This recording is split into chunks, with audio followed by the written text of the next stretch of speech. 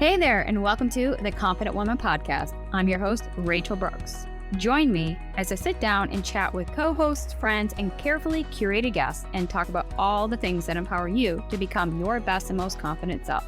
So, let's get started. Hey there, and welcome back. Today, I'm bringing you a very personal and powerful conversation that I recently had with Kelly Bluth. One that dives deep into growth, burnout, identity, and what it truly means to be a confident woman in every season. So on this episode, we'll cover everything from performance culture and perfectionism to redefining success, resting without guilt, and showing up for the life you truly love and want to live freely in. So whether you've been in a season of hustle, heartbreak, or healing, this message is for you. So let's unpack what freedom, fulfillment, and inner confidence really looks like when you stop chasing perfection and start becoming the woman you were always meant to be. So let's get started. Hello and welcome back. I am mind blown right now because Rachel and I have just had some epic conversations prior to hitting record, and I'm so excited to introduce you to Rachel Brooks today. She is a woman of many talents, of many skills, of just many loves. I mean, talk about the fact she created this incredible book, which we will touch on today. She's a podcaster. She's the founder of The Confident Woman. She's got an apparel line. So many incredible things going on in her world, and I'm going to let her talk about that here in a little bit. But I first want to just say that I was connected with Rachel. I want to say, Rachel, I think you know this better than I do. I think it was right before you said the pandemic, because I was at one of the events that you hosted and was just like, wow, this woman is badass. And then not only that, but like to know that she was in my sphere of like, she's local. She's a local woman. So hot damn. So I since then have been like, secretly stalking her, watching her seeing what she's doing. I listened to her podcast. I just recently read her book. And now I'm excited to bring Rachel on the podcast because we're going to have a conversation that's going to go, I think, many different ways. We're going to talk about many different things, but all of which are so relatable to me, to Rachel, and I know to you as the listener and the viewer. So I know that was long-winded, but welcome, Rachel, to the podcast. Thank you. Thank you, Kelly. This has just been incredible. I mean, from our paths crossing, I think when you talk about our first event, that was almost five Yeah. years ago. Holy And cow. then, it's like once you start to build that momentum, there goes lockdown. Nobody could leave the house. I was like, oh man, how are we going to do this? And, it's the irony of that having us be local that our paths crossed again. And here we are having this incredible, soon to have conversation. We're still in the intro because before we hit record, we had this beautiful conversation that has probably taken more than we wanted to or expected to on our time. But I'm just grateful to be here and just really, really honored to be a part of your podcast to serve and your listeners and your community as well. Well, thank you. And I mean, I think the world of you. You are someone that I aspire to follow in so many of your footsteps because you show me what's possible. And like we were talking about before we, officially started recording, the women that you bring on your podcast are just so incredibly relatable to me. And what is shared on that podcast is so incredibly relatable to me. And I know many women who listen, which is why we listen. But so I just want to thank you for that. And I also just want to thank you too for being so real and raw. And I mean, it begs me to bring up this book because I just finished reading it. Your book called Chasing Perfection. I, first of all, am a recovering perfectionist. I think many of us women are. I don't know too many women who have not been down that path. And hearing your journey and, you just revealing a lot of really scary things to reveal, right? Like as a woman to share the things that you shared, but to be open and show how you've moved through those things, show how you've forgiven yourself for things that have happened in the past, show how you have become a stronger woman from going through the things that you've gone through. I just commend you for that because not every woman does that and can do that. So just thank you for being an open book the way that you are. Well, thank you. Thank you. And I know that a lot of the things that I share inside the book, and we won't go too far into like the spoiler alerts of that, Right. but Right. it was pretty heavy. Yeah. And, but to be honest, at the forefront of the book was my, I was well aware of that towards the end, once I finalized the book and had made note that this whole writing process was so therapeutic and cathartic Mhm. because when we're able to write, we set ourselves free. Yeah. And when there's no shame and condemnation centered around all that has happened to you, you flip that script and realize that your story, your life's experiences are there to teach us something. But it's so empowering when we can give back and recognize that our story, our experiences, our past, our traumas, dramas, all that stuff Yep. has really happened for us. And that has been the greatest gift that I've been able to not only give to myself, but had been something that I wanted to give to others that were just like me going through something similar. And when we talk about our journeys and our stories, while they're so uniquely different to each individual, the Mhm. through line is still the same Yeah. because we all feel pain. We all feel hurt. We all feel loss, but we also feel joy and love and gratitude and just the moments of the highs. And so when you could really capitalize on those moments, that's the human experience. And there's no shame around that. It's about living life and how quickly we can get back up from those setbacks in our lives. I appreciate you sharing that because I 100% feel that in, me dabbling with also writing some of my own books. None of them are published yet, but some are related to health and wellness. And I do feel that it is going through that process of writing is very therapeutic, does help support the healing process. But then I think it's such a great gift. Whereas, journaling typically is just between you and yourself, right? But creating a book allows it to support you, but then it's a gift to the world too because it allows other people to start their healing journeys too. So I love that. Yes, thank you. And that was I remember at the time when I was working with a book writing coach and she had said, "Do you know who you're writing this book for?" And I was just starting out and in the context of the book, I remember first and foremost when I was asked to write the book or was told you're going to write a book one day and I was just like, "No, I'm not. Like, who am I?" Like I mean, I shut that down real quick. And then it came back up again and I was like, "Wait, what's going on here?" And then 5 times I was told you should write a book. Wow. And in that, after now the seed had already been planted and it's like, okay, well, how do I go about doing that? I mean, who am I to write a book? Who am I? I'm not an expert. I'm not a writer. And I had all these, who am I not, right? So I realized that that was the language that I was speaking to and about myself and everything that was coming out of my mouth at that time was so negative. And I started questioning myself like, wait a minute, if this is the same person who's saying, "Who am I that I can't do this," or "I'm not qualified," or "I'm not equipped," well, what if I could be that person? And it was just that little tweak, that shift that said, "Well, then who am I not to, but am I to?" And that was the moment when she had said, "Who are you writing this book for?" I said, "Maybe it's for one person that I can help." It was just literally a lofty goal I just threw up on there. She goes, "No, no, no. Who are you writing this book for?"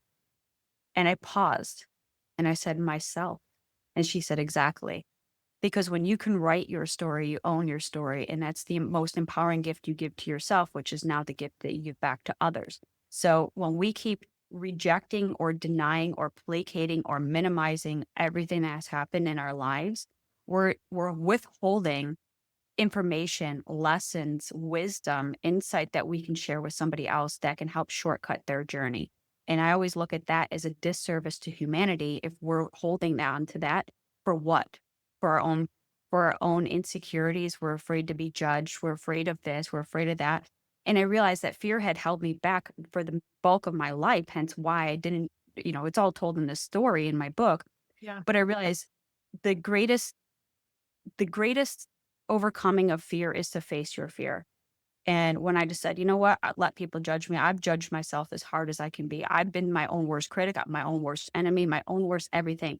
And nobody can defeat that because we live in the lives that we are today. So you have the full view of everything that's happened in your life. Nobody knows you. They meet you where you're at today and they think they know you from what you have done. So for me, when I'm so secure in my story, that's the confidence that I want every woman to be so deeply rooted in her own self confidence that it doesn't matter what you say or what others think or any of that stuff because I've lived my life.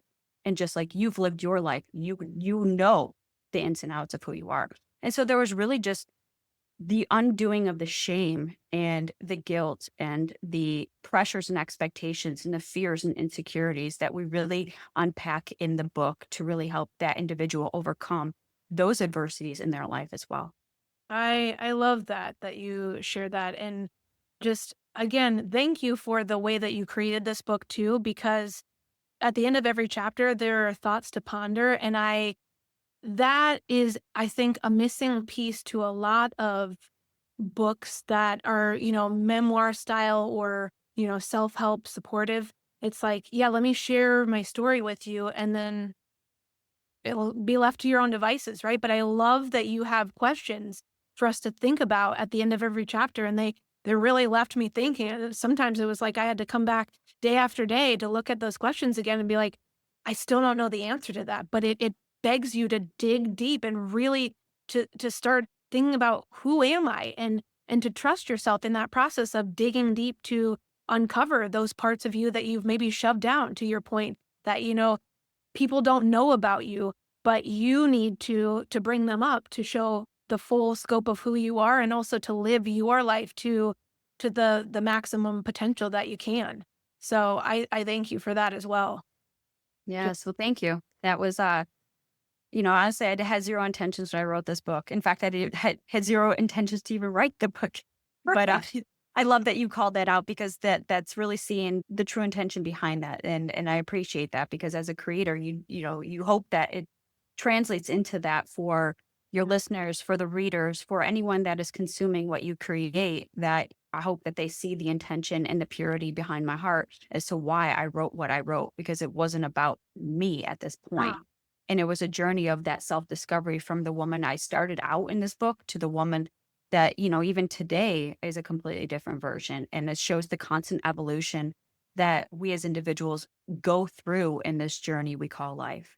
I and I wanna say too, I mean, I feel like I'm gonna say this over and over. I keep commending and applauding you for this, but something that we've chatted about prior to recording, you bring it up in your podcast too, is, you are coming back to, and you just mentioned it now, you're coming back to this book and learning lessons from this book even several years after its debut, right? And I think that's the beauty of reminding ourselves that this life is not, you reach a plateau or you hit a, an accolade and then you just keep going. Sometimes we have to, go back to a couple steps previous, or you can think of it in like the life cycle I like to think of a like a butterfly. We're constantly going through, this evolution and we come back around to a new rebirth, so to speak, in different phases of our lives. And so I appreciate you, you know, showcasing that in the way that you conduct yourself,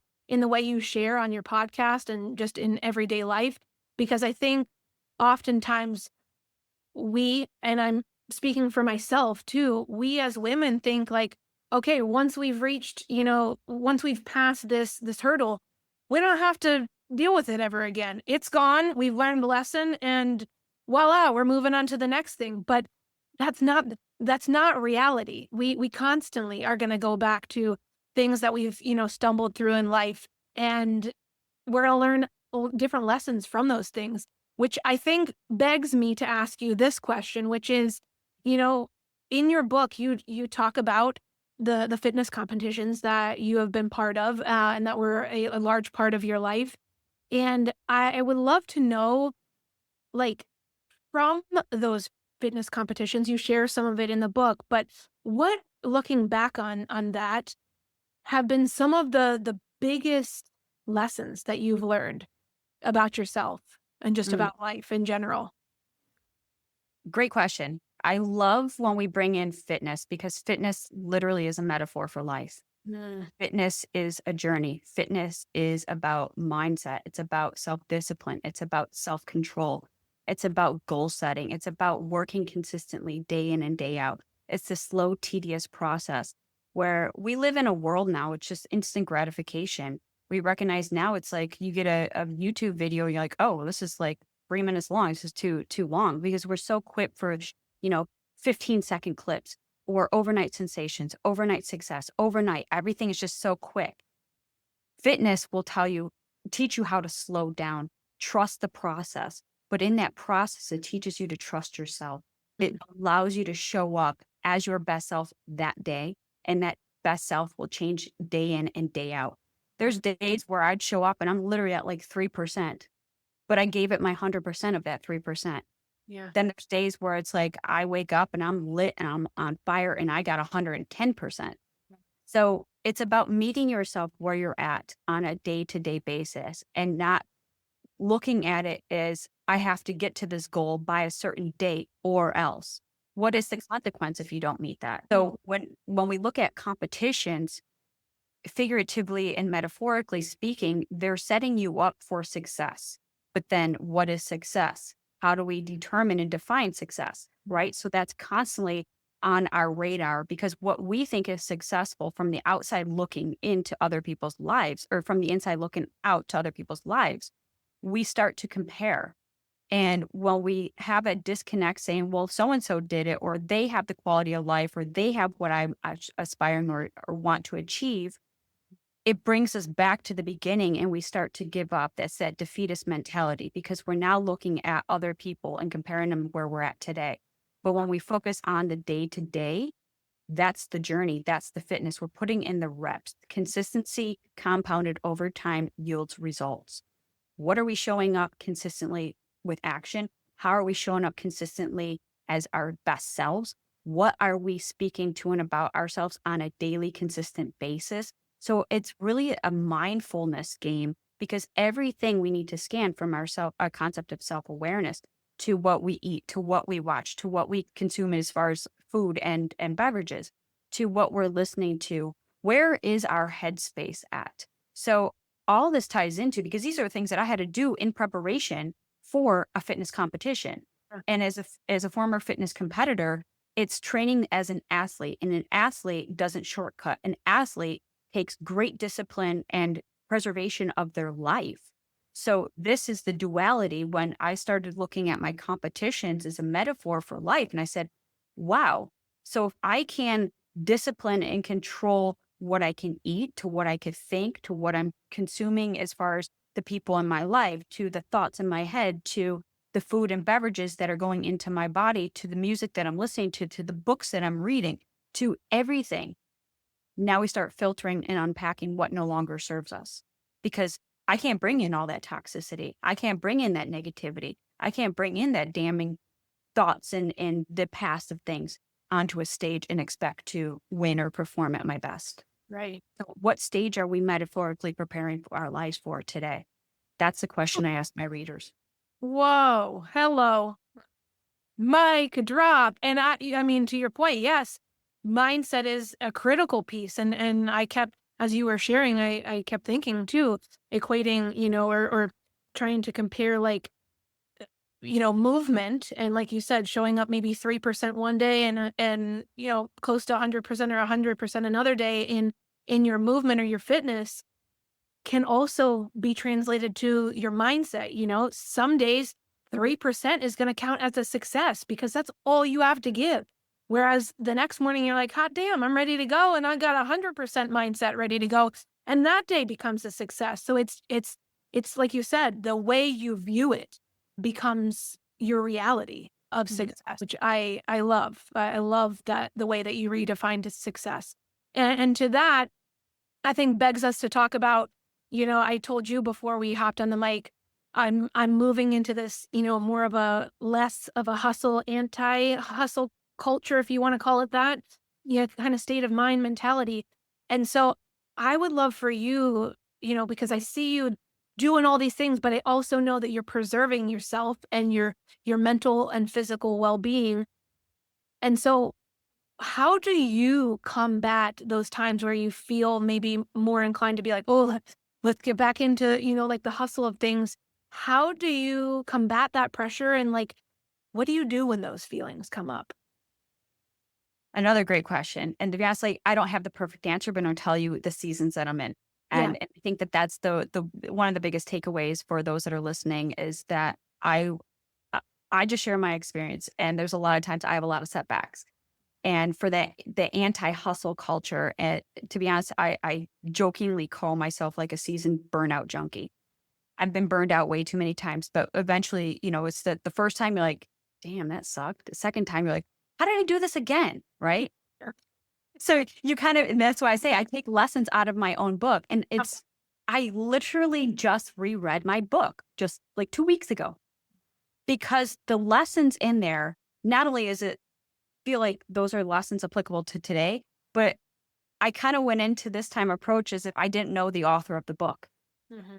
It's weird because I'm listening to my book and I'm like, I don't even know that girl because I had to turn off what I think that I would already know so I could be open to receiving the information that Rachel, former self, could teach this new version of Rachel in today's season. Yeah. So the anti-hustle culture or just anti-hustle and the irony of my title, which is chasing perfection. So the chasing is the expended energy. We're chasing after something. We're striving for something because otherwise we're just stuck. We do nothing. So Yeah. chase is the movement. It's the direction of where we're going. Perfection is it's that elusiveness that if I just had everything perfect, then finally I'll be enough. Then finally I'll have rest. Then finally people will like me. Then finally I'll get that promotion. Then finally, right? So if everything was just perfect, Yeah. just so everything was in order, I would be enough. Mhm. And it's not about you having to chase perfection, but where in those areas are you chasing after something with those feelings of fulfillment? Mhm. So that's what I beg to ask my readers and my listeners. What are you chasing after? Because that hustle will always be the internal flame that is constantly on all the time. And we can't sustain that. We're Yeah. humans. We have seasons of rest. We have seasons to go hard. We have seasons to pull back and enjoy the fruits of our labor. We Yeah. have seasons that sometimes we're not even on the business, but we're helping others because we have overcome. So when we give ourselves that permission to just be, we tune into what really our physical being, our mindset, our emotional well-being, but more even so, our spiritual well-being. And that's a missing component, I think, is in a lot of the mix is that we're spiritual beings living a human existence. What is our spirit and our soul longing for? But when we're constantly output, we don't take a look at the input. What Mhm. are we actually after? So the hustle culture is damning and is toxic and is harmful, and it could just really set you back and knock you down. And if we have that defeatist mentality, we're just going to stay there Yeah. or have that confidence or that resilience to get back up and say, well, that sucked, but I'm going to try again because I'm determined.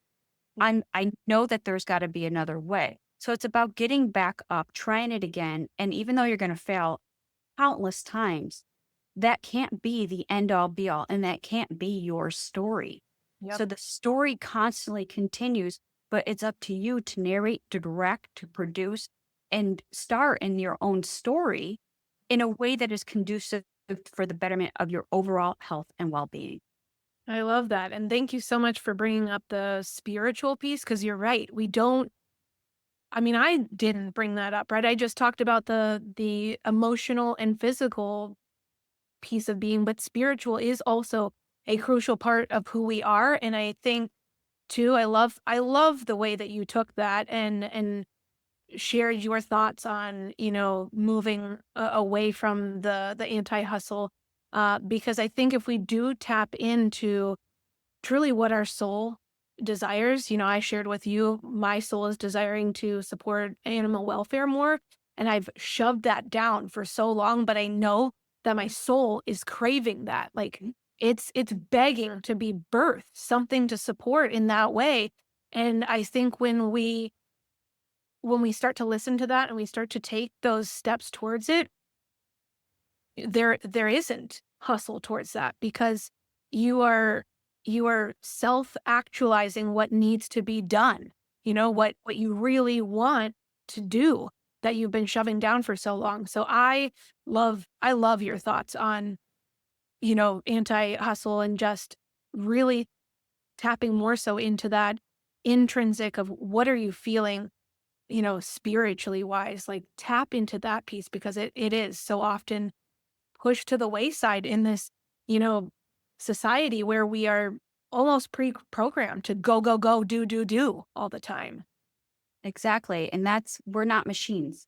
We're No. meant to produce and perform on a regular 24/7 basis. Yeah. And I think that as a high achiever and a high performer, which hence, we look at a recovering perfectionist, recovering people pleaser, all those things is because we're on a performance based level. Yeah. And we can perform, but we also need to rest. And that rest is such a crucial part. And of course, there's kind of some warnings and signs and things like that as you're approaching that hustle too hard because you can sense this internally. And so when we look at again, I've really built my life on a 4-pillar foundation, which is I talk about it in my book, but I took it even further into my journal, which is Fit from Within. And it's 60 Days to Finding Freedom is the name of the journal. But I really harness on those four pillars, which is the mental, emotional, spiritual, and physical health and well-being. Because our physical becomes a byproduct of that inner fitness. But when we're so externally driven by the results, Yeah. that's where our spiritual misalignment comes in, and that's where that longing and craving, and we have this hunger for more, but we don't know what that more is, and we think, oh well, I just need to produce more or earn more or do more, or it's something more of the output versus the input, to just be, tune in, and listen to that nurturing side of it, because that's where we can't always push out. Sometimes we just need to receive. And that Yeah. receiving starts with the first permission to give yourself that rest and that place to receive. Absolutely. Oh, that's beautiful. Beautifully put. And I mean, you and I, again, will probably say this many, many times in the future because I know you and I will be connected for quite some time. But there's so many things that I connect with you on, you know, um, a toxic connection to fitness at one point, you had, I did as well. Toxic connection to food was something that you had, I did as well. So I relate to that. Again, perfectionist tendencies, people pleasing tendencies. I think a lot of us, if we're really honest with ourselves, and you hear me saying this, you're like, wow, I connect with Kelly and Rachel on those things. I've been through those things. I think most of us have, or maybe you are currently dealing with that. And to that I say there is light at the end of the tunnel because Rachel and I have both come out of those things and are much better for it. But another thing that I connect with you on is, loss in life. You and I both have lost significant people in our lives. You, your brother, myself, my mom, and so I don't get to chat with a lot of people that have had that life experience because you and I are relatively young to have had experienced those types of things.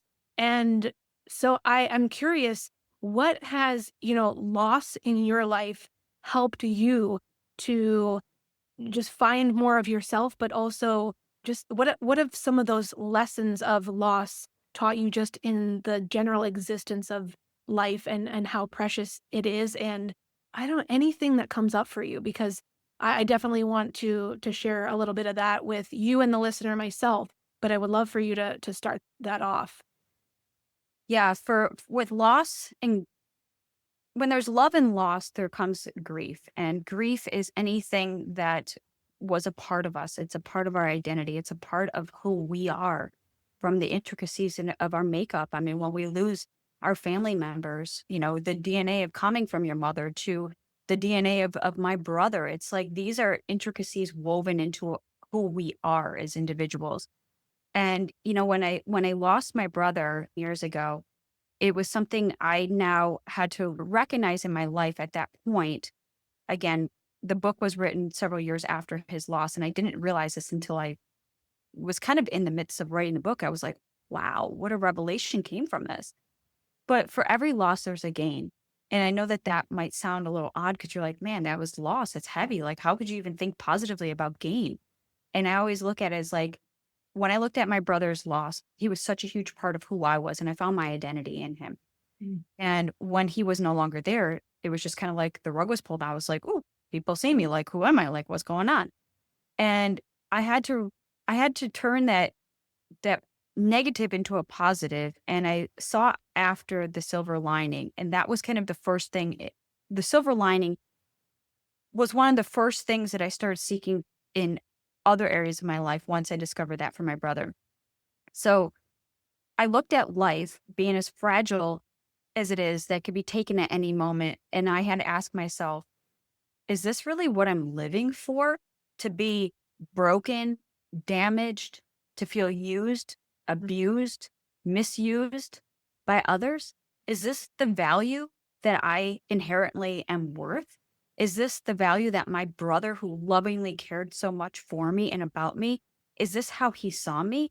And I had to take a step back from the situation and assess it from a different perspective. And in that loss, I found the gain of having a purpose, a gain of meaning, and a gain of identity, that I could still establish something for myself, that I could still discover who I am, that it's never too late. Even though life, again, is short and can be taken at any moment, if we don't intentionally show up to live with, on, and for a purpose, then we're not treating this life that we're given here such a short time to fulfill that purpose, to fulfill our God given gifts and abilities, and ask myself, why am I here? Yeah. So, those questions, the questions, the three fundamental questions that I ask my readers in this book are the three that I had to ask myself. Who am I? Yeah. What's holding me back? And why? Why am I here? Like, what is my purpose? So, when I looked at that perspective of the loss of my brother, I said, now, who am I? I was not just Jeremy's sister or the girl who lost her brother. I didn't want to be as part of that as my identity. So who am I? I had to create a new story for that. Yeah. What is holding me back? Well, the fear of what other people are going to think. I'm just using this example for Sure. context. Sure. And then what is my purpose? Like, why him and not me? Why am I still here? There's got to be something that I'm here to serve out for the remainder of my term on this life. And when we look at love loss, there's such a heaviness of grief. There's different stages of grief. It goes from darkness to pure light on the other side. But I think overall, it strengthens us. It sharpens our character building skills. It strengthens them as well to allow us to discover things that we didn't know about ourselves, to know that we can hit a capacity that we didn't even think that we can love to that ability. And it expands and stretches us into areas of our growth and our potential that we wouldn't have otherwise been privy to or had taken for granted, I guess. Yeah. Uh, but it had taught me so much. And, as I kind of prepare myself, the older I get, and knowing that if I lost one sibling, there's others, or even my parents, and that life is not something to take for granted because we're not promised tomorrow. And each breath is an opportunity that we'll never get back. So, what are we doing here today in the moment to get us closer to where we're here to serve out that purpose? Gosh, I love that. And I second everything that you shared because, I didn't realize what you just shared about having to find myself after my mom passing. I didn't realize that until probably about 4 years ago. It took the pandemic for me to really slow down. That was the first time I really allowed myself to slow down because we weren't doing a whole lot of anything, right? And, the second she passed, it was like, okay, let's hide the sadness, let's hide the guilt for what could I have done to maybe keep her here longer, all those things that run through your mind. And it was just, let's just keep plugging and chugging because if we put blinders to it, we don't have to think about it, right? And so I have found my purpose through, the last 4 years realizing that yeah, she did pass, and she has given me so much that I'm able to express in my own human existence. But also, I think you kind of hit on this too. There are things that I realize now that, like, wow, she was such a lover, a lover of people and a cheerleader of others. And I have recently taken steps back and thought about, wow, I didn't realize, but I've just naturally done that myself. And a couple people recently have shared that with me of like, gosh, you are just always like pumping me up, like telling me I can do anything, like inspiring me to go for my goals. And I'm like, wow, I really am because I genuinely, you and I had that connection of doing that for other people as well. I know you do that. You've done that for me today, before and during this podcast, and it's really cool to see that, like you said, there's loss, but there's also gain. Like I have gained, I think, so much more appreciation for the life that I have. I've gained so much more appreciation for what my mom bestowed upon me in terms of, the values that I have. And I know, as well as I'm sure Jeremy is looking down on you too. I know my mom is looking down on me and thinking, hot damn, like, look at you go and doing these things. And, we're making them proud. I think when you say, why me being here and not Jeremy, right? And I could say, why am I here and not my mom?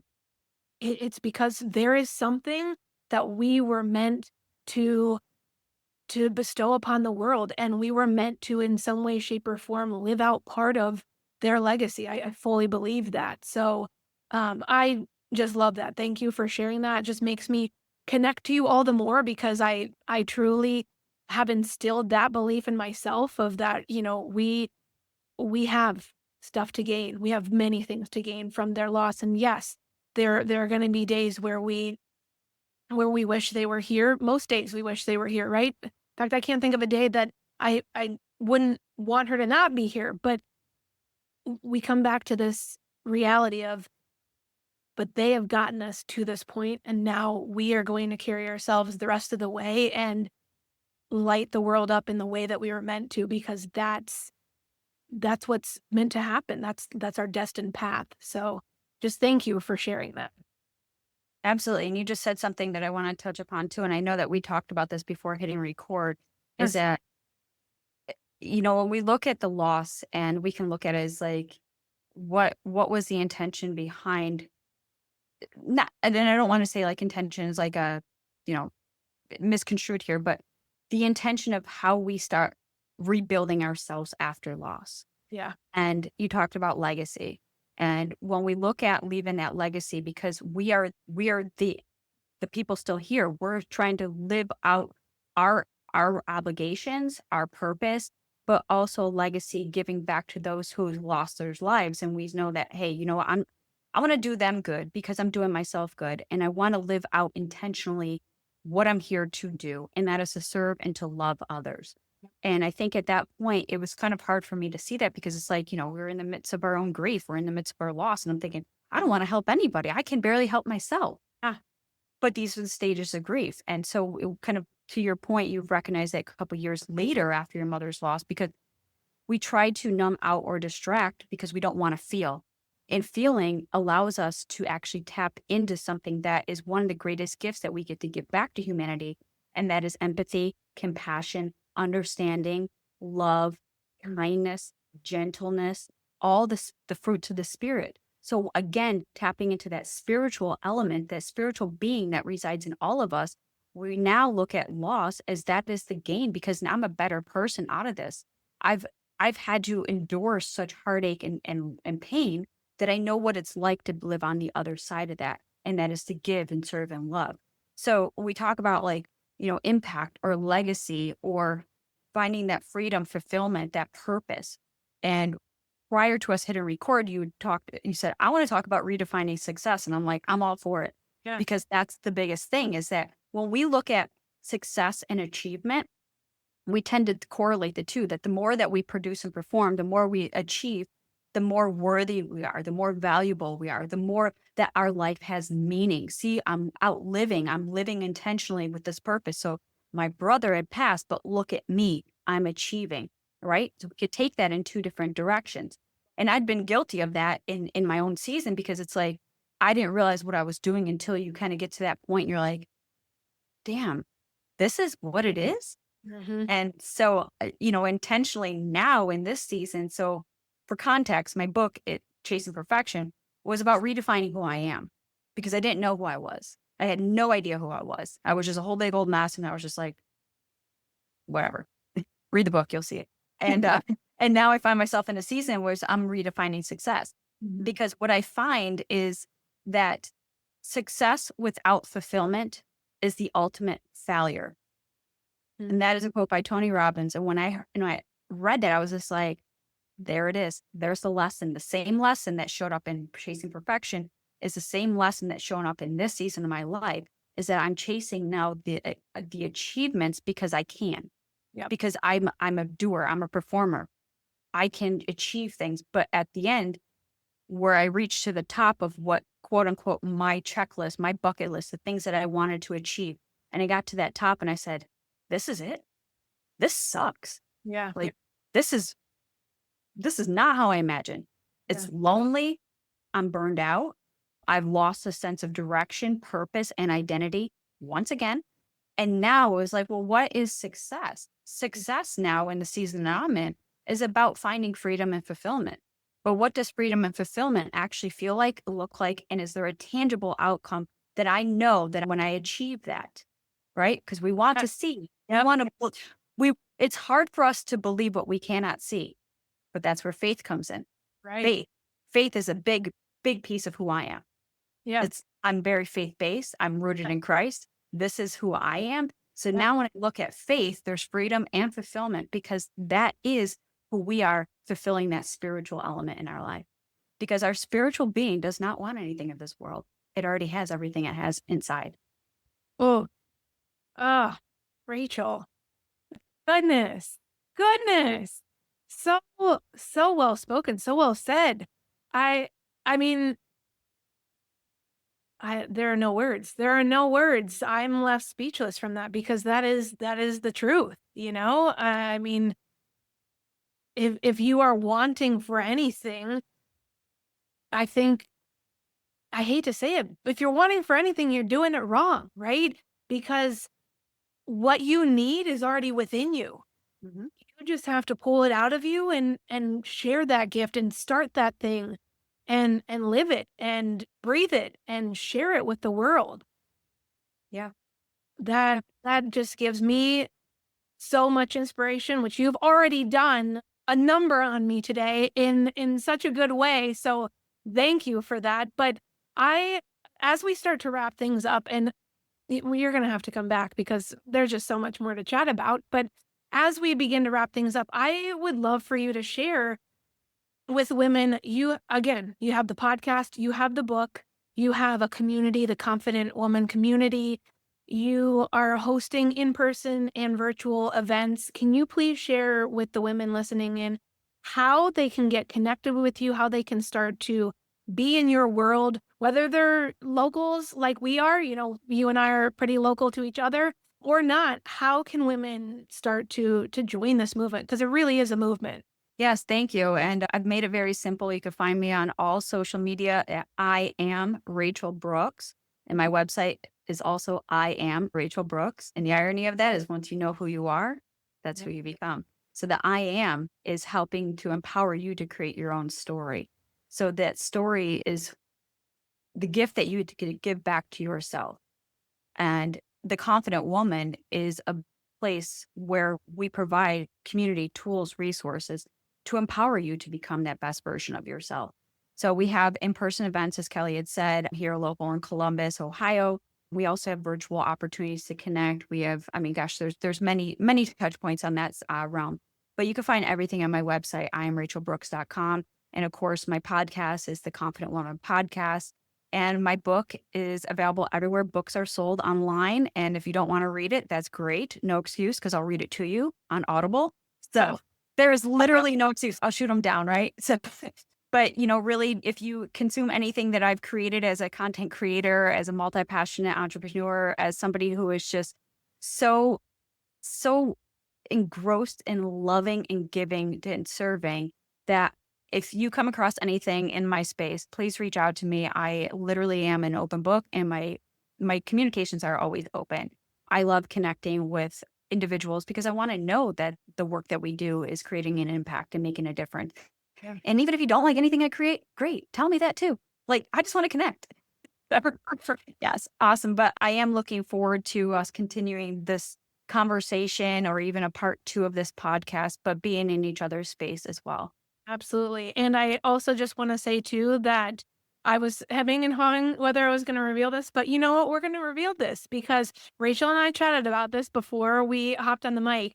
And if you were in attendance of the virtual summit this year or not, no worries because Rachel is going to be part of the virtual summit next year. So if you want more of Rachel, I mean, first go connect with her. But if you want to see her as part of this virtual event, you're going to get to see her in the virtual event next year because she is signing on to be one of our incredible speakers. So I am so honored and just so ecstatic that you're going to be joining us. And just again, Rachel, thank you for being who you are. Absolutely adore you and am excited to hopefully see you in person at this upcoming event that you're hosting in August and just to be in your sphere a whole lot more. So thank you, thank you, thank you. Absolutely. Well, thank you, Kelly. This has been an honor. Thank you. If this episode is resonating with you and you're in a season of healing, realignment, or just figuring out who you are beyond the roles you play, I created something special for you. I Am Becoming, a 6-week devotional journey filled with raw audio notes, journaling prompts, and powerful truths to help you slow down, go deeper, and rediscover who you are from the inside out. It's not about doing more. It's about becoming more of who you already are. You can start the journey today at iamrachelbrooks.com/I am-becoming or click the link in the show notes below. Hey there. Thank you so much for joining me on today's episode of the Confident Woman Podcast. If you enjoyed today's episode as much as I did, please be sure to like, subscribe, and leave us a review. Thanks again for listening.